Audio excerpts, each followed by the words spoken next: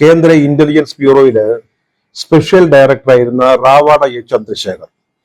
അദ്ദേഹത്തെ സംസ്ഥാന പോലീസിന്റെ മേധാവിയായിട്ട് കഴിഞ്ഞ ദിവസം നിയമിച്ചു.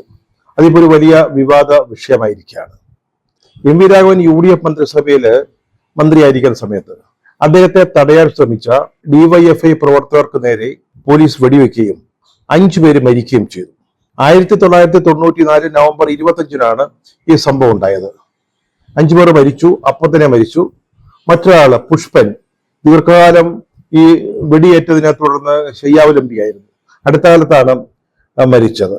ഈ കേസിൽ CPM പ്രതിസ്ഥാനത്ത് നിർത്തിയിരുന്ന റാവഡ ചന്ദ്രശേഖർ പിന്നീട് LDF അധികാരത്തിൽ വന്നപ്പോൾ അദ്ദേഹത്തെ പ്രതിയാക്കുകയൊക്കെ ചെയ്തു. അദ്ദേഹത്തെ ഇപ്പോൾ പിണറായി വിജയൻ മുഖ്യമന്ത്രിയായി, ആഭ്യന്തരമന്ത്രിയായി പോലീസ് ഭരിക്കുന്ന സമയത്ത് കേരള പോലീസിന്റെ DGP ആയിട്ട്, ക്രമസമാധാന ചുമതലയുള്ള DGP, അതായത് പോലീസ് മേധാവി, ആ സ്ഥാനത്തേക്ക് നിയമിച്ചതാണ് ഇപ്പോൾ വലിയ വിവാദ വിഷയമായിരിക്കുന്നത്.